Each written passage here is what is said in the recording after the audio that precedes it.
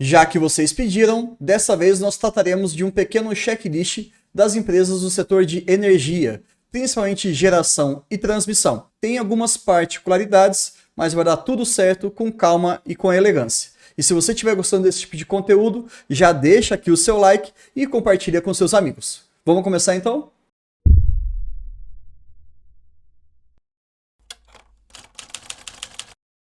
Agora vamos falar das elétricas, tá? Basicamente aqui geração e transmissão. Eu não gosto da distribuição. Comercialização está relacionado, não tem jeito, mas a ponta final ali, que é a distribuição, eu vejo como um péssimo investimento. Ficaria eu, Bruno, muito desconfortável se eu colocasse grana nesse negócio. Respeito a opinião de vocês, mas vamos falar aqui basicamente de geração e transmissão. Bom, primeira coisa que vocês têm que ficar atento, e inclusive isso foi abordado até pelo Ricardo, que é um analista muito bacana de vocês acompanharem o trabalho dele. Eu vou deixar a live que a gente fez em que ele aborda essa questão do monitoramento das elétricas. Sempre, sempre, sempre use como uma métrica interessante o resultado regulatório. Não vou entrar em detalhes, para quem tiver curiosidade do porquê que vocês têm que olhar para isso aqui principalmente, tá lá na live, vocês vão aprender bastante. Mas vamos passar aqui nas principais métricas. Aqui já tem um grande porém, tá? O lucro líquido, ele pode ser muito importante para você olhar o seu dividendo. Novamente, esse é um dos nossos principais focos. Mas é possível fazer uma leitura um pouco mais tradicional, que seria o IFRS.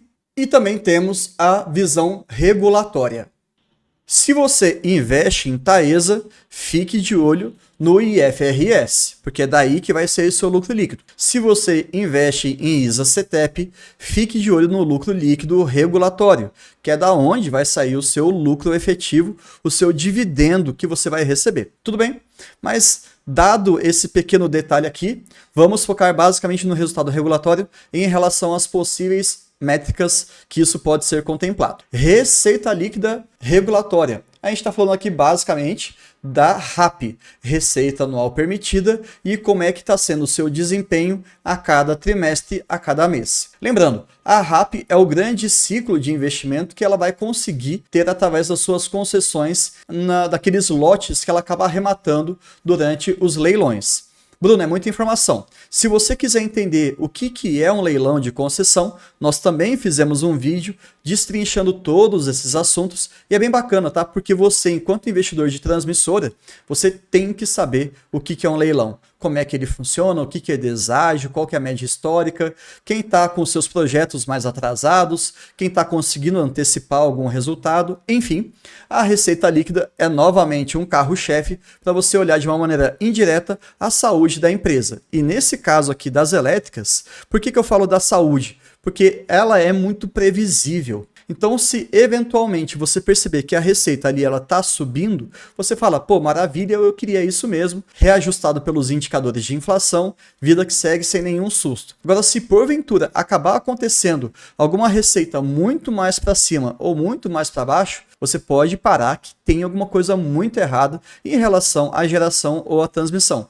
É algum evento não recorrente muito forte. Eu estou falando aqui principalmente das transmissoras, tá? A volatilidade da receita, ela acontece com maior frequência nas geradoras, mas lembre-se, né? Cada empresa tem que ser avaliada individualmente, entender como que ela está funcionando nos detalhes. Outro ponto importante aqui da gente olhar é a margem EBITDA, que aqui a gente vai falar cada vez mais de desempenho operacional. Lembrando para vocês que o EBITDA é a capacidade de geração de caixa. Geralmente empresas nesses dois subsetores, geração e transmissão, têm um EBITDA, uma margem EBITDA também muito grande mesmo. É uma conversão daquilo que efetivamente entra de receita e eles conseguem converter ali em caixa. E isso também traduz a saúde do negócio. É bacana a gente observar, por exemplo, na Taesa, que no seu último balanço trimestral, eu estou falando do primeiro trimestre de 2023, eles conseguiram subir a sua margem EBITDA a patamares assim inacreditáveis. E eu estou falando aqui de coisas próximas a 90%. Você imagina esse tipo de margem em algum negócio que não seja transmissão? É muito difícil. E aí é que vem aquela grande conversa, né? As empresas transmissoras são empresas de viúva. Você vai carregar até morrer. Além da previsibilidade e da perenidade, elas têm ali um grau de eficiência muito grande. E já que a gente está falando diretamente dessa eficiência, você pode olhar para o desempenho operacional. E aqui eu estou falando do índice de disponibilidade e da parcela variável. Aquela receita que as elétricas, na parte de transmissão principalmente, elas recebem, ela vai ser garantida desde que você tenha um índice de disponibilidade próximo ou igual a 100, idealmente, né? Então, quanto maior, melhor. E, igualmente falando, essa receita ela tende a ser descontada em relação à parcela variável, portanto, quanto menor, melhor. Elas são contraditórias aqui, tudo bem? Índice de disponibilidade mais é melhor e parcela variável menos é melhor. Tudo bem? Eu não vou entrar muito aqui em detalhes, mas rapidamente o índice de disponibilidade está relacionado a literalmente ao tempo em que essas linhas ficaram disponíveis para que você conseguisse transportar, né? Você conseguisse ligar a geração até os seus centros que vão utilizar essa energia. Ou, em outros termos, se aquela torre e as linhas estão ok, estão em manutenção, funcionando direitinho, tá tudo certo. O índice de disponibilidade tende a ser muito próximo de 100%. Agora, saindo um pouquinho dessas questões numéricas, os projetos que você vai acabar tendo ao longo do ano completados, eles devem ser interessantes para você colocar na sua cabeça que isso tende a entrar como um acréscimo de RAP. Igualmente falando, nós temos projetos que são reajustados para baixo, dependendo da categoria, da classificação que eles foram leiloados. Nós temos hoje, em grande medida, categoria 2 e categoria 3. Para não deixar esse vídeo tão denso, eu vou deixar como sugestão um vídeo que eu falo basicamente de Taesa, mas vocês vão aprender bastante sobre essas categorias desses leilões. Atualmente nós só temos a 3 sendo disputadas, mas em operação nós temos as categorias 1, 2 e 3, dependendo aí da sua empresa. O endividamento, não tem jeito, ele acaba sendo uma métrica muito fundamental, principalmente associada ao custo da dívida, e eu estou falando do custo da dívida real para vocês, e o perfil de amortização. 3 termos muito relacionados à estrutura de capital. Então, endividamento é realmente o total da dívida ali que a empresa vai ter. Não tem jeito, se você quiser entender um pouquinho, num projeto que vai ser implementado de transmissão, geralmente a empresa só desembolsa 20% do valor total. Os outros 80%, eles acabam sendo pagos como dívida. Como assim, Bruno? Um projeto que tem ali R$1 bilhão para ser implementado e começar a funcionar. A empresa que for colocar esse projeto em construção só vai desembolsar 200 milhões. E os 800, Bruno? Tudo vai ser feito através de endividamento. Mas não tem problema, já que a receita ela é muito previsível. O custo da dívida ele vai estar associado a esse empréstimo, né? Fiquem sempre atentos, tá? Taesa e TRPL apresentam o seu custo de dívida de maneira diferente. Uma apresenta o custo da dívida nominal e a outra do ponto de vista real. Porém, se você for ler o release, que é aquele documento um pouco mais extenso, você sempre vai ter acesso ao custo da dívida real, que é o que importa para a gente.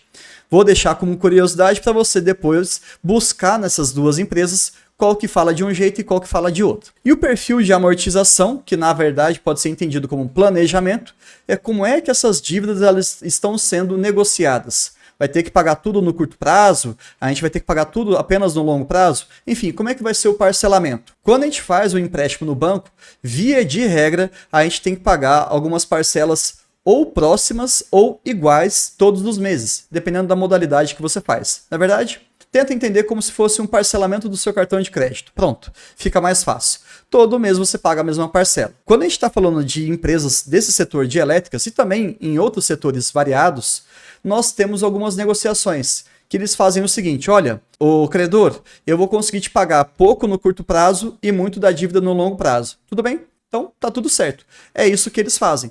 De uma maneira que não sufoque o próprio operacional, o próprio fluxo de caixa de cada uma dessas empresas. Esse é o grande ponto você entender. Existem alguns gargalos que acabam acontecendo nesse perfil de amortização. Quer um exemplo disso? Pensa na ISA-CETEP. Para o próximo ano de 2024, eles têm que pagar aproximadamente 2 bilhões. E essa realidade pode, querendo ou não, comprometer o dividendo para o ano que vem. Fica tranquilo, eu sei que tem um monte de termo novo, pode não ser tão simples no primeiro momento fazer a leitura, pode soar esquisito até, aquela leitura IFRS e a leitura regulatória, mas com calma e com elegância vai dar tudo certo. Vocês vão entender isso sem problema nenhum. Caso fique alguma dúvida, pode deixar aqui nos comentários, que com certeza nós iremos responder. E se você quiser fazer parte do nosso grupo do WhatsApp, que é focado basicamente no jeito Barsi de investir, promovido pelo AGF, nós também deixaremos aqui embaixo o link para você ir diretamente para o nosso grupo. Espero realmente que essa playlist aqui mais básica tenha sido de grande valia para vocês. Caso vocês queiram do setor de seguros, que seria o próximo grande setor, também converse com a gente lá no WhatsApp e também aqui nos comentários. A gente precisa entender se esse conteúdo faz ou não sentido para você. E sempre deixa aquele like. Até mais!